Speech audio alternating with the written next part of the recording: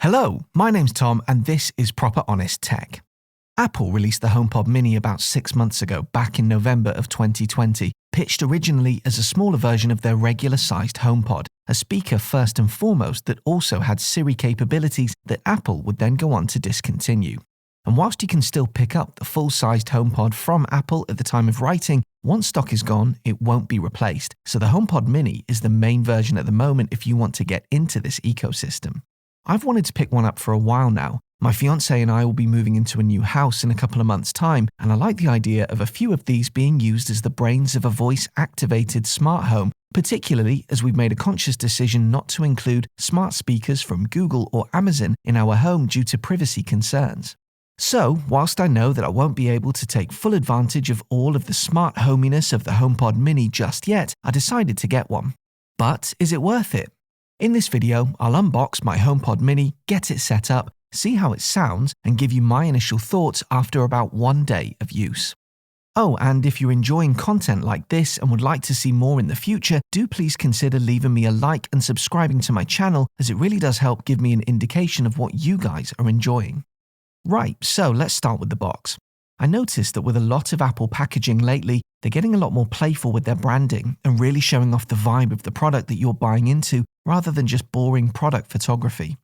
So we'll slide the box open and there's the HomePod Mini sitting at the very top of the box. We'll grab that first and put it to one side.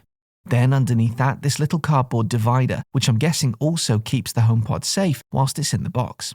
And then underneath that, some literature, and finally at the bottom, a power connector. In the literature, we've got some illustrations showing us how to get started, very similar style to the ones Apple included in the AirTags. Oh, and good news if you were hoping for a small Apple sticker, because there's one here. Right, let's take a look at the HomePod Mini itself. You can see that the cable is attached at the rear, so no removing it or using an alternative cable. The included cable is about 6 feet in length, and it's a regular USB-C at the end, designed of course to connect to the included power plug. But do keep that length in mind if you're wanting to position this far away from a power outlet, you might need to invest in a USB-C extension cable. It's a braided USB-C cable, which I think looks better and is also likely to last longer than a regular USB-C cable. It's my second Apple device now with a braided USB-C. I've got one on my Pro Display XDR2, and I really like that Apple is including quality leads in some of its products.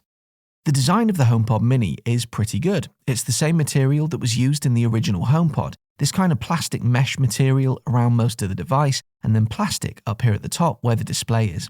The display looks great when it's operational, and the touch functionality is excellent, allowing you to change volume, play or pause, skip tracks at the touch of a button if you need to. At the bottom, we've got this label, which I'll peel off with the Apple logo showing underneath. In terms of size, this is just a little bit larger than a tennis ball being 2.7 inches in diameter and the HomePod Mini being 3.3 inches. So it really is a tiny little device that you should be able to hide away in your home very easily if you wish to. Right, let's power it on and get it set up. Interestingly, the first thing I wanted to try was to save a power socket by connecting directly to the back of my Pro Display XDR using an available port that I had there. The Pro Display has one Thunderbolt port and 3 USB-C, and it was one of those USB-Cs that I wanted to use, but the HomePod Mini just flashed orange, which is its way of telling you that it's not receiving sufficient power to be able to do its thing. Never mind, looks like we're connecting it to a power socket using the conventional 3-pin instead. With that done, we can begin the setup. A moment after first being plugged in, you'll hear this sound effect. And the top will kind of pulse white a couple of times. Then if I grab my iPhone and bring it next to the HomePod, you'll see we get the option to connect, just like we do with the Apple Watch, just like we do with the AirTags. Then we get the HomePod connected to our home.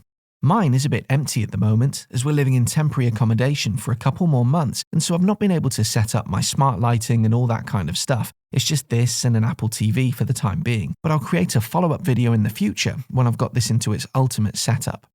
Then it's going to ask me to set the top of the HomePod in the center of the frame on my iPhone, a bit like when you're scanning a QR code, so I'll do that now. And then, after a few moments, it's all done. So that's it all set up. Now what can it actually do? Well, it goes without saying that 99% of your interaction with this device is going to be with your voice, and that's going to be done by using the infamous trigger phrase that I won't repeat here in this review so as not to set off anyone else's device. But what I can do is give you an idea of some of the different functionality available to you by speaking out a few of the phrases. Just remember that you would need to say the trigger phrase first. Play the latest episode of Ed Gamble and James Acaster Off Menu podcast. Okay, here's the latest episode of Off Menu with Ed Gamble and James Acaster, episode 104, Martin Freeman. Set a 10-minute timer.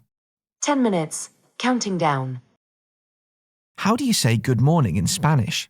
In Spanish, good morning is Buenos días. Give me the news. Here's the latest news from the BBC.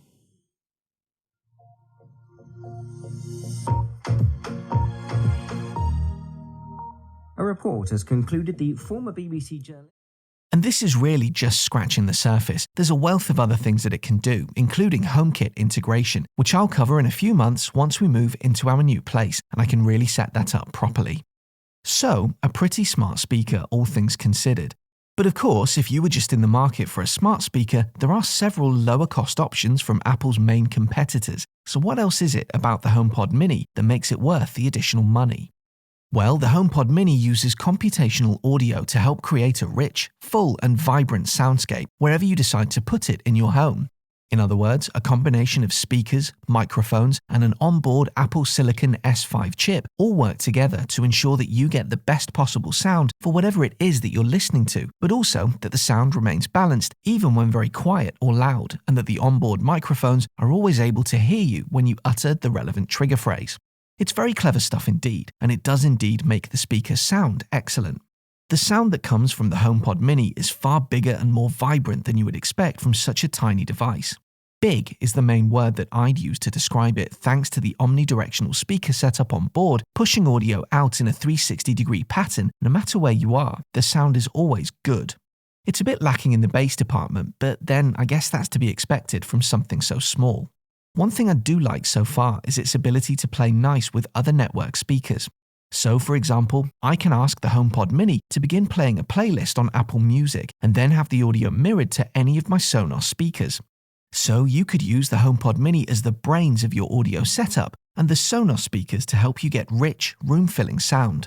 And if you wish, you can pair two HomePod Minis together very easily and use them to get stereo sound. So for less than £200, this could be quite a high-end speaker solution for a Mac user, especially if you'd appreciate the extra functionality and would like to avoid cables. One thing to keep in mind is that this is an Apple product, and you are of course buying even further into the Apple ecosystem when you get one. For example, you can't currently use Spotify natively with this, which is apparently a Spotify decision rather than an Apple decision, but something to think about if you're a Spotify power user. You can access Spotify via AirPlay, but it does sort of defeat the point a little. If you're an Apple Music fan though, you're good to go. Other features include things like handoff, where simply holding your iPhone near the speaker allows you to transfer the playing audio from the phone to the speaker and back again, and intercom, which allows you to voice a quick message to play around the house to all of your HomePods. Fantastic if you live in a house with teenagers, for example, and you want to be able to call everyone down for dinner. I've only had mine for a day now, but I'm already very impressed and can see myself relying more and more on this every day as I get accustomed to what it can do. Later on this year, once we're in our new house, I plan on getting a few more and using them to really kit out a smart home, and when I do, I'll create a follow-up video showing the process and results, so be sure to subscribe to the channel if that's something you'd like to see. In the meantime, I hope you enjoyed this video. If you did, do please consider leaving me a like and drop a comment to let me know. Thanks for watching, and I'll see you on the next video.